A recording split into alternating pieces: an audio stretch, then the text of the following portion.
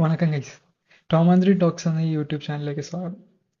അപ്പോൾ കുറച്ച് ദിവസങ്ങൾക്ക് മുമ്പെയാണ് 2025 ഫിഫ ക്ലബ്ബ് വേൾഡ് കപ്പിന്റെ ഫൈനലിൽ PSG-യും ചെൽസിയും ഏറ്റുമുട്ടിയത്.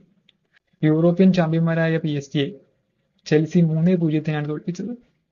ഫുട്ബോൾ വിദഗ്ധർ പോലും PSG അനായാസേന വിജയിക്കുമെന്ന് വിചാരിച്ച മത്സരമാണ് ചെൽസി 3-0 സ്കോറിന് ജയിച്ചത്. അപ്പോൾ നമ്മൾ ഇന്ന് നോക്കാൻ പോകുന്നത് ഇതുവരെ ഫിഫ ക്ലബ്ബ് വേൾഡ് കപ്പിന്റെ ചരിത്രത്തിൽ കിരീടം ചൂടിയ ടീമുകൾ ഏതൊക്കെയാണെന്നതാണ്. 2000-ൽ ആദ്യമായി ഫിഫ ക്ലബ്ബ് വേൾഡ് കപ്പ് കൊണ്ടുപോകുന്നത് കൊരിന്തിയൻസ് ആണ്.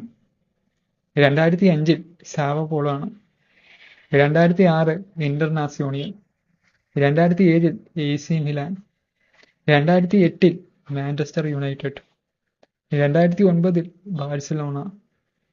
2010-ൽ ഇന്റർ മിലാൻ. 2011-ൽ ബാഴ്സലോണ. 2012-ൽ കൊരിന്തിയൻസ്. 2013-ൽ ബയേൺ മ്യൂണിക്ക്. 2014-ൽ റിയൽ മാഡ്രിഡ്. 2015-ൽ ബാഴ്സലോണ. 2016-ൽ റിയൽ മാഡ്രിഡ്. 2017-ൽ റിയൽ മാഡ്രിഡ്. 2018-ൽ വീണ്ടും റിയൽ മാഡ്രിഡ്. 2019-ൽ ലിവർപൂൾ. 2020-ൽ ബയേൺ മ്യൂണിക്ക്. 2021-ൽ ചെൽസി. 2022-ൽ റിയൽ മാഡ്രിഡ്. 2023-ൽ മാഞ്ചസ്റ്റർ സിറ്റി.